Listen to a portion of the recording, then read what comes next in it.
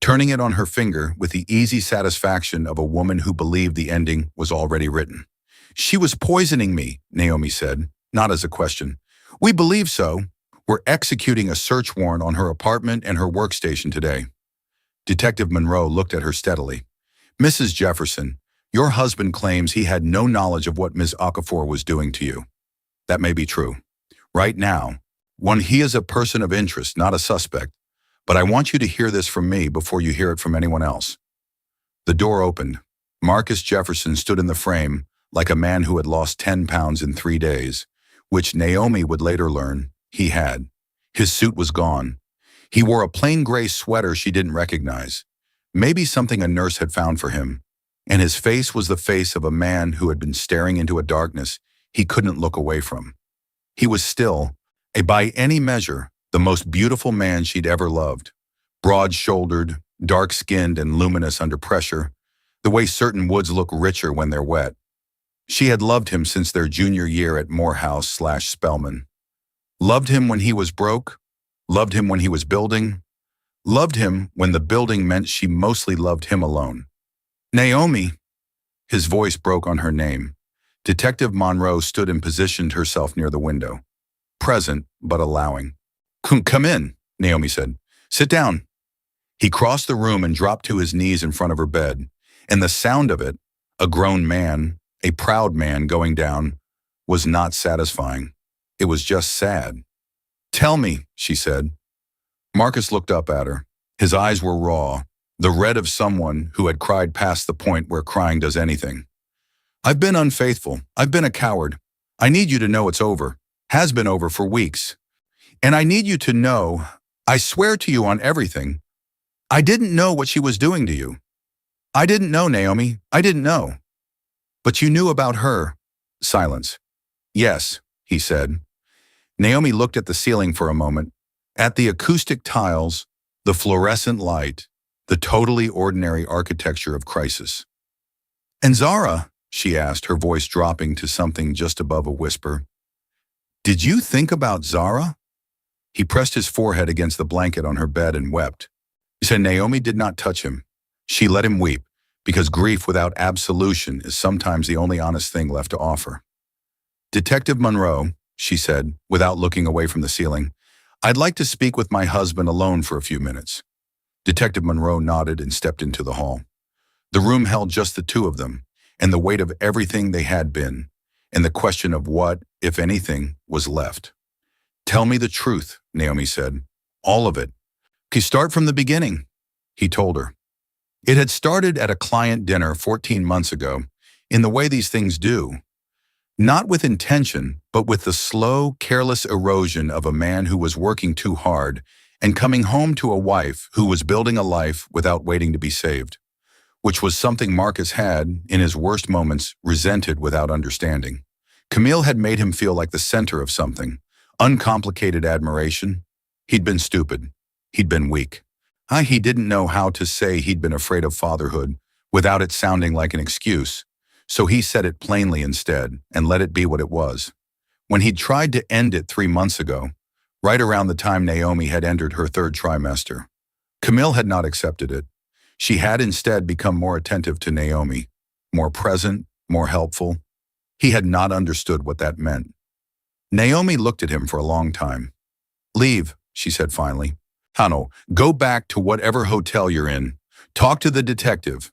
Don't come back until I call you." He went.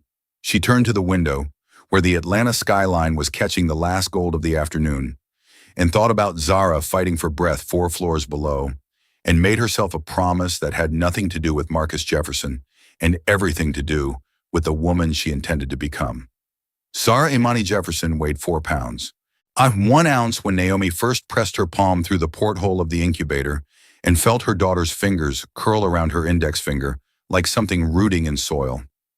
The NICU at Grady was a world of its own, hushed, lit differently than the rest of the hospital, full of the particular tenderness of people who had chosen to work where life is most fragile. Nurse Patricia Green, who had been there 18 years, told Naomi on the first morning that the babies always know. "It doesn't matter what the monitors say," Patricia said, adjusting a wire on Zara's impossibly small chest. When the mama comes, everything steadies. Naomi believed her.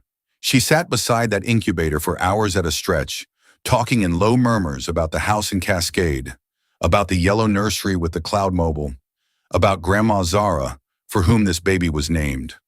A woman who'd picked cotton as a teenager and died at 92, having outlasted everything that tried to break her. Yara, you come from that, Naomi whispered. You come from women who don't quit. On the fourth day, Detective Monroe brought news. Camille Okafor had been arrested at the apartment she'd rented in Midtown, the one with the well-lit kitchen that the detective described as set up like a laboratory. They had found antifreeze, rat poison, industrial cleaning compounds carefully decanted into smaller containers, labeled in Camille's handwriting with names that looked, on the surface, like supplements. They found dried herbs, and they found the journal. It's extensive, Detective Monroe said, sitting across from Naomi in the family room down the hall from the NICU. The detective's face carried the particular weight of someone who has read something they cannot unread. She's been documenting her feelings about your husband for over 2 years, since before she worked for him. She first encountered Marcus when he oversaw a renovation of her building. She became fixated. Nye started showing up at his work sites. He brought her on staff, apparently thinking proximity would be easier to manage than obsession from the outside. A pause. It wasn't. Naomi was quiet. There's more, Detective Monroe said. This isn't the first time Camille has done something like this. In Dallas 3 years ago, she was charged with stalking a married man. The charges were dropped when he relocated. In Phoenix 5 years ago, his wife became seriously ill with symptoms consistent with low-level poisoning. Nothing was ever proven. The wife recovered. The marriage didn't. Detective Monroe met Naomi's eyes. She's a predator who learned to refine her methods. Your husband was a target, Mrs. Jefferson. That doesn't excuse his choices. But I want you to have the full picture. Naomi looked at her hands in her lap. Her wedding ring caught the light. See her, Naomi said. Detective Monroe, see her, Naomi said. Detective Monroe didn't move. I don't recommend that. I didn't ask for a recommendation. Camille Okafor in an orange jumpsuit was a smaller person than Camille Okafor in tailored workwear. She sat in the county jail's interview room with her hands folded on the table, her face composed in a way that suggested this was a thing she had rehearsed for. Not the arrest exactly, but the confrontation. The moment when the woman she'd tried to erase would sit across from her and demand an accounting. Naomi sat down and did not look away. Hello, Naomi, Camille said. Her voice was as warm and professional as it had been at every office visit, every tea delivery, every, you take care of yourself, Mrs. Jefferson. It was the most nauseating thing Naomi had ever heard. Oh, I want to understand, Naomi said. She kept her own voice level. She had decided on the drive over that she would not give this woman the satisfaction of watching her break. Not forgive, not excuse, understand. Why my daughter? Something shifted in Camille's expression. A slight tightening, the first crack in the performance. I didn't want to hurt the baby. But you did. You wouldn't leave. Camille's voice stayed even, which was somehow worse than if she'd shouted. And I thought if you got sick enough, you'd go to your mother's. I thought Marcus would come to his senses. You were in the way of something real. I was his wife. You were comfortable. Camille said the word like it was a diagnosis. You and Marcus had grown into furniture for each other. He needed more than that. I gave him more. You gave him poison in his wife's tea. I gave him a future. The composure cracked further now. Not into remorse, but into something more frightening. Absolute conviction. Marcus will understand that eventually. When the dust settles. When nothing, Naomi said, and her voice finally had an edge. He's cooperating fully with the investigation. He's given them everything. Texts, emails, a timeline. He is doing everything in his power to make sure you spend the rest of your life in a cell. She leaned forward slightly. And he's going to succeed. He's fighting for her life because of what you fighting for her life, because of what you put in that tea. And every single morning that I wake up, it is going to be with the knowledge that she survived you, that we survived you, and you will be here. She stood up. I'm not going to hate you, Naomi said. I don't have room for it. I've got a daughter to raise. She walked out of the interview room and did not look back. And in the hallway, she stood against the wall for a moment, with her eyes closed, breathing. Her hands were shaking. Her legs were shaking. But she was standing. She called Marcus from the parking lot. "I talked to her," Naomi said. A long silence. "Are you okay?" "No, but I will be." She sat in her car and watched the gray January sky over Atlanta. "I need to tell you something. I believe you didn't know. I believe she targeted you, and I believe you were stupid and weak and unfaithful, and those things are true at the same time. I'm not forgiving you today. I'm probably not forgiving you for a long time, but I believe you." His exhale was audible. "Thank you." "Don't thank me. Thank Zara. She's the reason I'm finding any version of grace for either of us right now." Naomi started the car. "Get a good lawyer for the deposition. The DA is going to need your full cooperation, and so is the defense team, because I want this airtight. I want that woman to never walk free. I'll do whatever you need." "I know." She pulled out of the parking lot. "That's the first true thing you've said in months." 6 weeks after Zara came home from the hospital, tiny but fierce, wrapped in the yellow receiving blanket that Naomi's mother Claudette had driven down from Birmingham the day of the arrest, the blanket she'd been knitting since the baby shower. Naomi sat across from Marcus in the living room of the house she'd grown up calling theirs. The house felt different now, not haunted exactly, more like a place that had been rearranged in the dark. Everything was in its right spot, but the light fell differently on all of it. "Camille accepted a plea," Marcus said. He had a folder in his hands. He looked clean, rested in a way he hadn't been in 2 months. But careful. The way a man is careful when he knows each conversation is still a test he might fail. "Attempted murder, aggravated assault, 23 years minimum, no parole for 15. Naomi looked at the folder. "Good. There's something else." He placed the folder on the coffee table between them. "Divorce papers. I had them drawn up." She looked at him. "I'm not asking you to sign them," Marcus said. "I'm not asking you anything. I wanted you to know that I'm not holding on to this marriage to avoid consequences. If you want to leave, you leave with everything. The house, the cars, the accounts.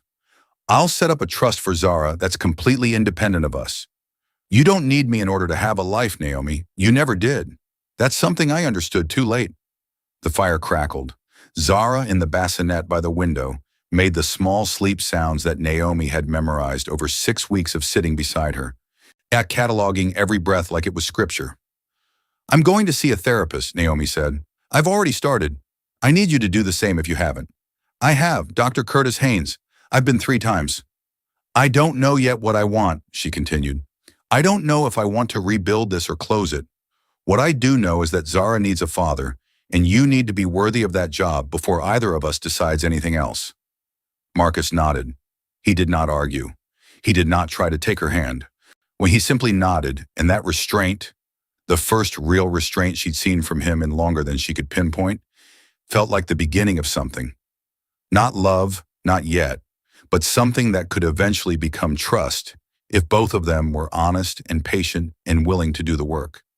"Keep the papers," she said. "I'm not signing them today. I'm not tearing them up either.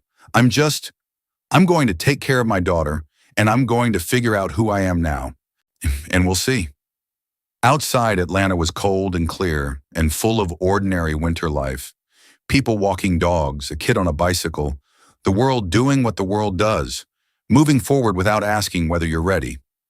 Naomi picked up her daughter.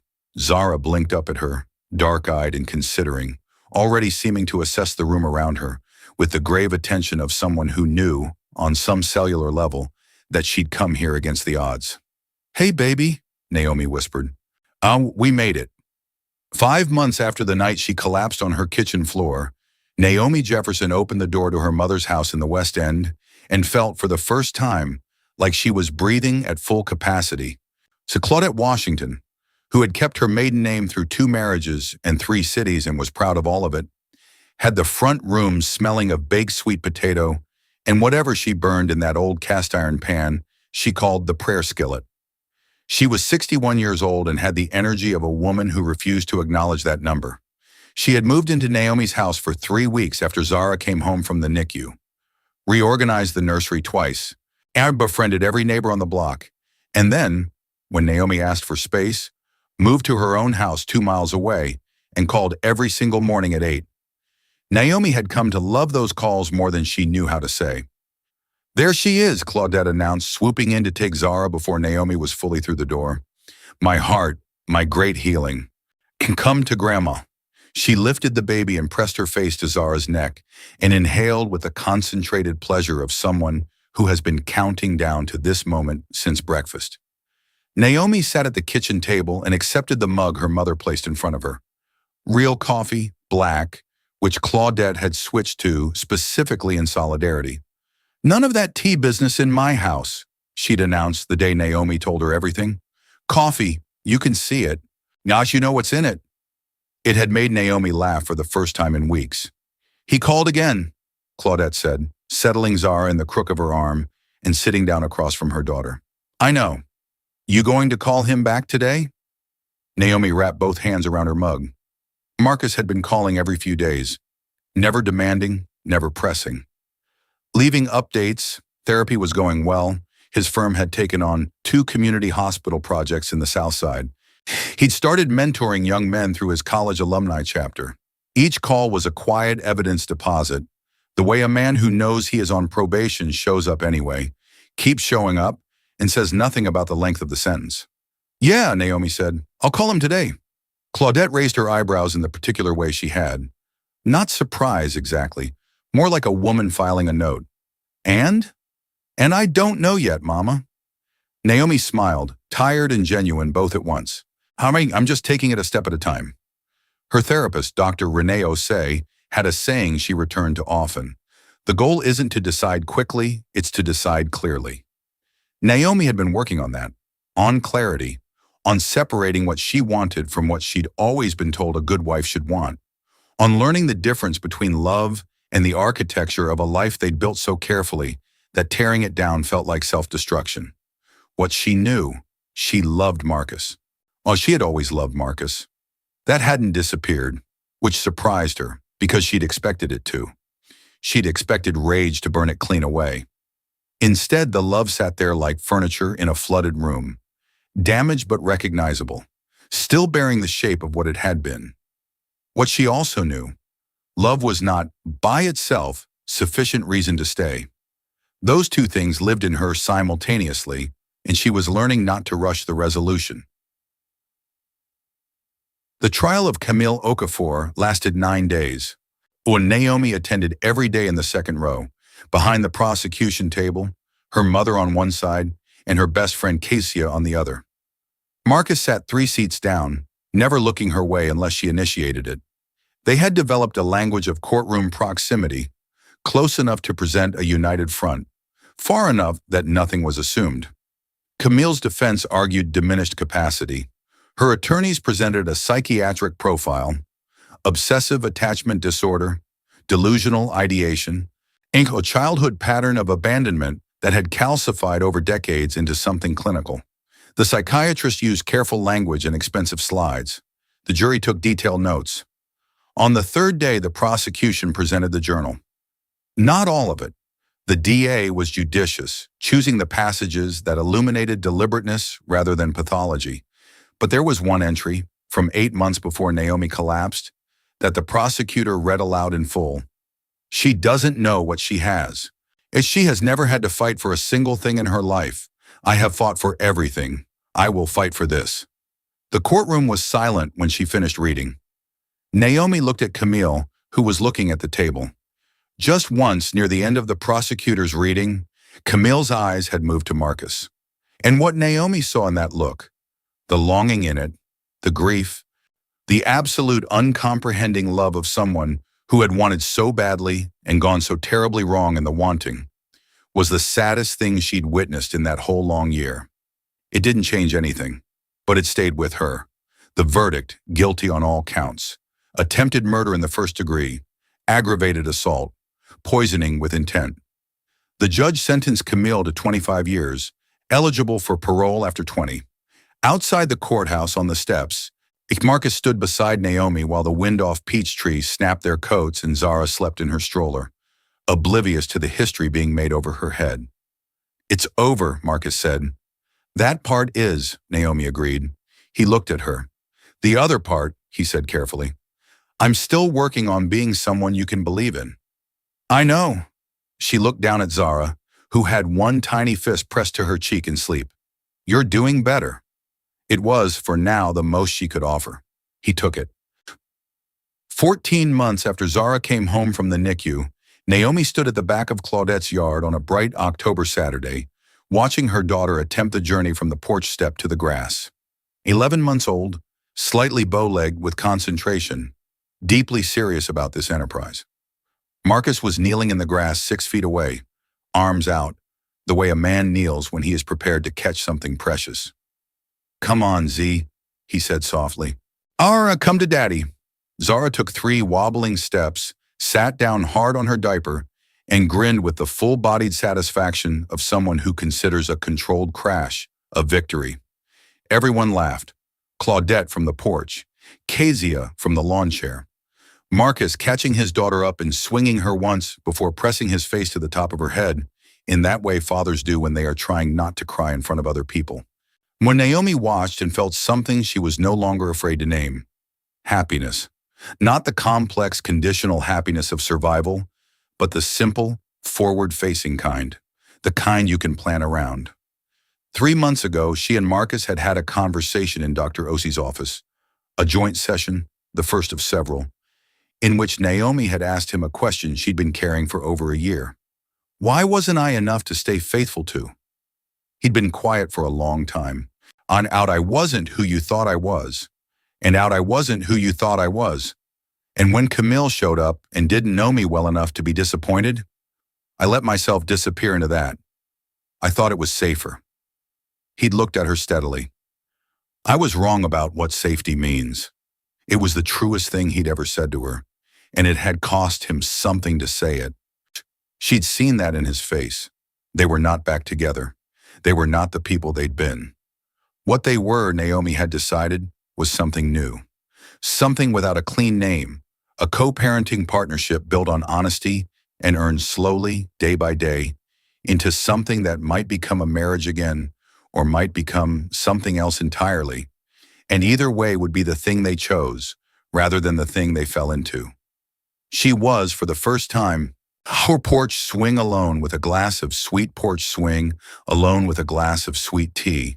Sweet tea she'd made herself, watched herself make, which she would probably do for the rest of her life, and looked at the October stars coming out above the West End. Her phone buzzed. When a text from Kezia, "You looked happy today?" Naomi smiled and typed back, "I was," another buzz a few seconds later. This one from Marcus. "Thank you for today." She held the phone in her lap for a moment, then typed, "She's getting so fast, you better work on your knees." 3 dots. Then, "I'll be at PT Tuesday." She set the phone down and looked back up at the sky. She was 29 years old. She had a daughter who had survived what no one expected her to survive. She had a marriage that was, slowly, carefully, with no guarantees, deciding what it wanted to become. She was 3 months from finishing her nursing degree.